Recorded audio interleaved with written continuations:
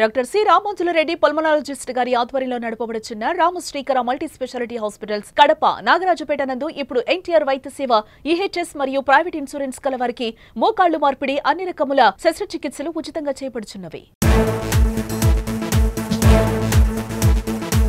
రావణ సైన్యము ముందు గురురెడ్డి గారు ఆయనకు దమ్ము ధైర్యం ఉంటే కల్స్పాట్ సెంటర్లో కూర్చొని నా పేరుతో భూమి లేదు అని రికార్డు చూపించుకోమను.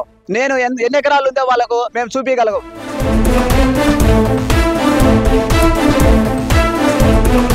ఆయన 100 ఎకరాలు ఒక శంఖవరం పొలం అయితే కల్స్పాట్ మండలంలో అన్ని గ్రామ పంచాయతీలు అన్ని గ్రామ పొలం రెవెన్యూ పొలాలలో ఆయనకు భూమి ఉంది.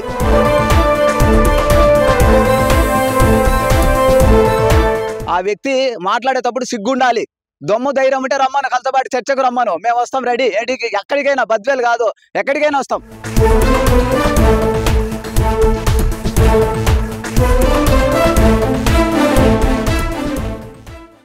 కాశీనాయన మండలంలో పెద్ద భూ ఆక్రమణను అధికారులు వెలికితీశారు. వాటన్నిటిని కూడా సీజ్ చేశారు. అక్కడ ఉన్నటువంటి ట్రాన్స్ఫార్మర్లను విద్యుత్ సౌకర్యాన్ని కూడా పూర్తిగా తొలగించారు. అయితే ఇప్పుడు అలాంటి భూ ఆక్రమణ కలసపాడు మండలంలో బయటపడింది. ఇక్కడ సర్వే నెంబర్ 1B ఉన్నటువంటి సుమారుగా ఇక్కడ 1000 ఎకరాల భూమి ప్రభుత్వ భూమి ఉంది. అయితే ఇందులో ఏ అసైన్మెంట్ కమిటీలో కానీ ఎప్పుడు కూడా అఫిషియల్గా ప్రభుత్వము పట్టాలు ఇచ్చిన దాఖలాలు లేవు. అలాగని పట్టాలు ఇచ్చిన వాళ్ళు ఎవరు కూడా ఇప్పుడు ఇక్కడ ఆన్లైన్లో లేరు. కానీ అక్రమంగా వందలాది ఎకరాలను ఇక్కడ ఉన్నటువంటి వైసీపీ నాయకులు వారి పేరుతో వాళ్ళ బినామీల పేరుతో ఆన్లైన్ చేసుకొని ఉన్నారు. గతంలో ఇక్కడ ఒక సోలార్ ప్రాజెక్టు రాబోతుంది అన్న ఒక ప్రచారం నేపథ్యంలో ఇక్కడ ఉన్నటువంటి వైసీపీ నేతలంతా అప్పుడున్న రెవెన్యూ అధికారులను లోపరుచుకొని వాళ్ళ ద్వారా భూములు ఆన్లైన్ చేసుకున్నారు. తద్వారా ఇక్కడ సోలార్ ప్రాజెక్ట్ వస్తే దానికి పరిహారం రూపంలో పెద్ద ఎత్తున డబ్బులు దండుకోవచ్చు అన్న ఆలోచనతోనే ఈ కుట్రకు తెరలేపారు. అయితే కొత్తగా కూటమి ప్రభుత్వం అధికారంలోకి వచ్చిన తర్వాత కూడా వీటిపైన చర్యలు తీసుకోవడానికి మీనమేషాలు లెక్కిస్తూ ఉన్నారు.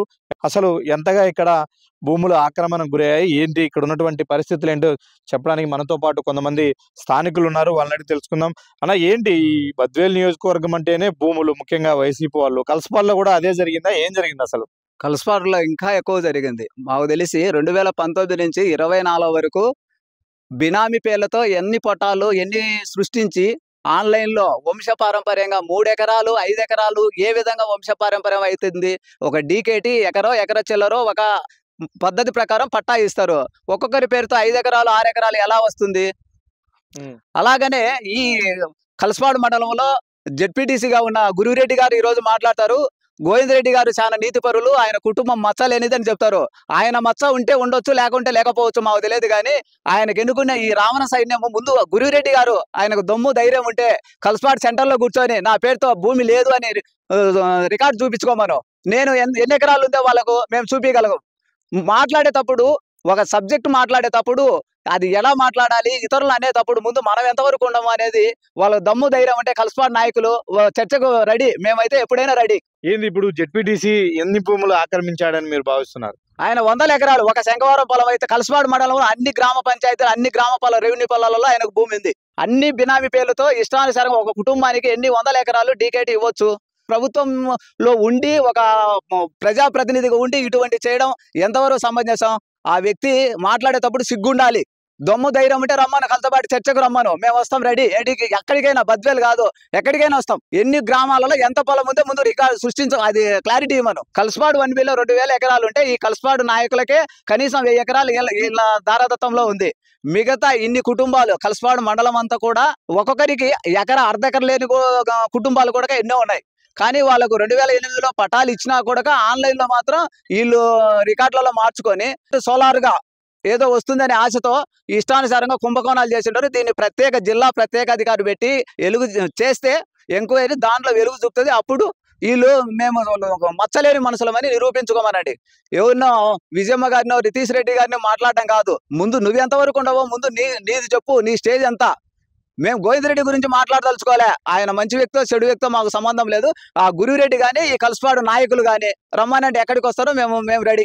నేతలు భూములు ఆక్రమించారని మీరు అంటున్నారు. ప్రభుత్వం మారింది. ఇప్పుడు ఈ ప్రభుత్వంలో ఖచ్చితంగా వీళ్ళపైన అధికారులు చర్యలు తీసుకుంటారు, విచారణ జరుగుద్దని మీరు భావిస్తున్నారా? ఉన్నతాధికారులకు ఏమన్నా ఫిర్యాదు చేశారా? మేము లోకేష్ గారి పాదయాత్రలో కూడా వీరి చరిత్ర అంతా కూడా రికార్డు పూర్వకంగా ఆయనకు పాదయాత్రలో మేము ఇచ్చి ఉన్నాము.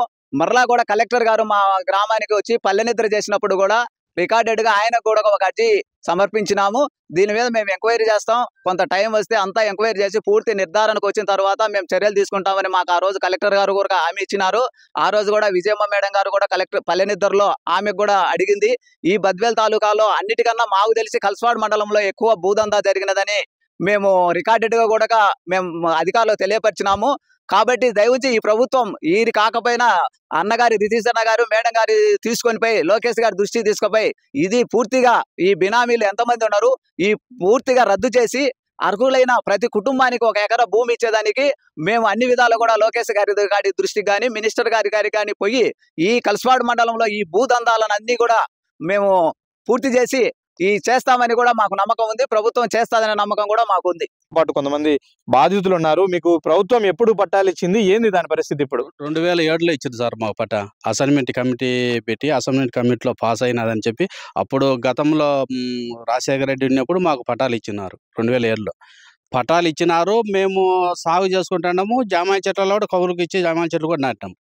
ఇప్పుడు వాళ్ళ అధికారం వచ్చినాక వాళ్ళ బినామీ పేర్ల మీద పెట్టుకొని మా ఈ 2 డీపారాలు, ఒక డీపారం మీద 180 సెంటు 170 సెంటు మాకు పట్టా ఇచ్చినారు. వాళ్ళకైతే గన 5 ఎకరాలు 6 ఎకరాలు ఒక్కొక్క పేరు మీద వాళ్ళు ఆన్లైన్లో చేసిండ్రు. 522లో 3 లీటర్ నాకు పట్టా ఇచ్చినారు. వాళ్ళ పశువుల పావనని వాళ్ళ ఆన్లైన్లో వచ్చి పశువుల పావన అనింది. అంటే అదే సర్వే నెంబర్లో వాళ్ళకు 6 ఎకరాలు పట్టా అయింది పశువుల పావనని. ఇదే సర్వే నెంబర్ ఇచ్చి మాకు ఎకరా 80 సెంట్లతో మాకు డీపారాలు ఇచ్చిండ్రు. వాళ్ళకు డీపారాలు చూపించమంటే వాళ్ళు చూపించడంలే. ఆన్లైన్లో వాళ్ళ అధికారులు ఆన్లైన్లో ఎట్లా చేసిండ్రో మాకు అర్థం కావడంలే. నువ్వు ఎప్పుడన్నా నీ డీపారం చూపించి అధికారులను అడిగావా నా భూమి ఆన్లైన్ చేయండి అని? నేను అన్నా అది చూసి మేము మా ఎంఆర్ఓతో మాట్లాడి చేస్తామంటారు. విఆర్ఓ ఎంఆర్ఓ సార్ని అడిగితే అది వాళ్ళు ఆన్లైన్ అయినది, అది ప్రాసెస్ మళ్ళీ మనం చేశారగా అంత ఎమర్జెన్సీ కాదు అది. ఒకసారి ఆన్లైన్ అయినాక అప్పుడు ఆన్లైన్ అయింది కదా, నువ్వు అప్పుడు చూసుకోలేదా అని ఇట్నే ఎన్ని మాటలు పోయినా ఇదే మాట మాట్లాడతారు. కానీ అది ఏమి 3 మాట కలెక్టర్ గారి స్పందనలో పెట్టినాము. స్పందన వచ్చినప్పుడల్లా వాళ్ళు శాతంలే అనేది మళ్ళా ఉన్న ఎమర్జెన్సీ అంత రాన్న ఇడికి పని ఉండదని పిలిచేది. అంత పనిలో ఉన్నాము. పేపర్ మీద సంతకం పెట్టినా మళ్ళీ నీ దాని గురించి మాట్లాడతామంటారు. సంతకం పెట్టినా ఇంకా క్లోజ్ అయిపోతుంది అంతే. మళ్ళీ మేము స్పందన అయిపోతే మొన్న వచ్చిపోయిందిలే నువ్వు స్పందనకు పాతోలే కాదు మేము అర్జీలు తీసుకునేది, కొత్తలే తీసుకునేది అని అనేది. ఆర్డీఓ కాడికి 3 మాటలు పోయినా, కలెక్టర్ కాడికి 2 మాటలు పోయినా, ఏ మాటలు పోయినా ఇదే చెప్తారు. ఓన్లీ డీపారాలు ఉన్నాయి, మేము సాగులో ఉండము, అన్నీ చేసుకుంటున్నాం. ఆన్లైన్ మటుకు వాళ్ళ కాడ ఉన్నాయి. అదే దూలవారిపల్లె పొలంలో కూడా 52 సర్వే నెంబర్లో బోర్ వేపించుకున్నా, ట్రాన్స్ఫారం ఉంది, డీడీ కట్టినా, పైరు కూడా పండించండి. చుట్టుపక్కల వాళ్ళు ఎవరినైనా చెప్తారు. ఆన్లైన్లో వారసత్వం అని ఆన్లైన్లో వేరే వాళ్ళ పేరు మీద ఆన్లైన్. అది వారసత్వం ఎట్టయితుంది? నేను అదే గతంలో నాకు తెలుగంగా కాలువ పోయినప్పుడు నాకు డబ్బులు వచ్చినాయి కదా, వారసత్వం అంటే వాళ్ళకు రావాలి కదా డబ్బులు. నాకు వచ్చిన డబ్బులు నాకెందుకు వచ్చాయి? వారసత్వం అయితే వాళ్ళకు రావాలి కదా. నాకు డబ్బులు వచ్చా, నేను సాగులో ఉండి, నేను బోర్ వేపించుకుని, నేను ట్రాన్స్ఫారం ఉండి, అది ట్రాన్స్ఫారం ఉందా లేదని వచ్చిన ఈఆర్ఓ కల్లా చూచండా. వాళ్ళకు వచ్చినప్పుడల్లా పెట్రోల్కు ఇది ఖర్చులు అంటే ఇచ్చండా. చూసిపోవడమే తప్ప శాతం చేసేదిలే ఏంలే. ఎన్ని రోజులు గతం జరుగుతూనే పోతూనే ఉంది. వైఎస్ఆర్ ప్రభుత్వంలో మొత్తం వచ్చేసి కబ్జా చేసుకొని వాళ్ళ వర్గానికి సంబంధించిన ఉనిబి మొత్తం వాళ్ళదే.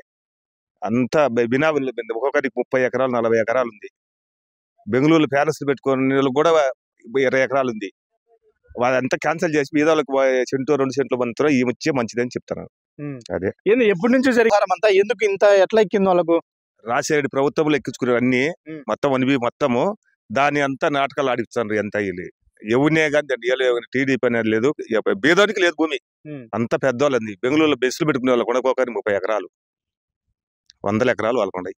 ఎవరు ఉండొచ్చు దీని వెనక? ఈ భూములన్నీ ఎక్కించుకున్న దాని వెనక రాజకీయ నాయకులు, వైఎస్ఆర్ రాజకీయ నాయకులు.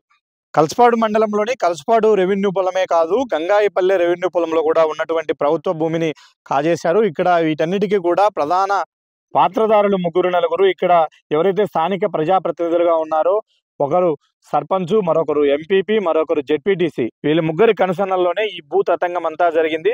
వీళ్ళకు ప్రభుత్వం నుంచి అన్ని రకాల అండదండలు ఉన్నాయి. వీళ్ళలో గురువిరెడ్డికి ఇక్కడ ఉన్నటువంటి స్థానిక ఎమ్మెల్సీ గోవిందరెడ్డితో బంధుత్వం ఉంది. వీళ్ళందరూ కూడా ఒకే పార్టీలో ఉన్నారు కాబట్టి నియోజకవర్గ స్థాయి నేతల అండదండలు, అధికార పార్టీ నాయకుల అండదండలు చూసుకునే ఈ స్థానిక ప్రజాప్రతినిధులు ఈ భూ దందాకు తెరలేపారు. దీనిపైన ఇప్పటికే అనేక ఆరోపణలు వినిపిస్తూ ఉన్నాయి. ముఖ్యంగా పురుషోత్తం రెడ్డి ఒక సర్పంచ్ స్థాయిలో ఉన్నటువంటి వ్యక్తి 100 ఎకరాలను కబ్జా చేశాడు అంటే ఒక ఎమ్మెల్యే స్థాయి వ్యక్తి ఎంత కబ్జా చేయాల్సి ఉంటుంది?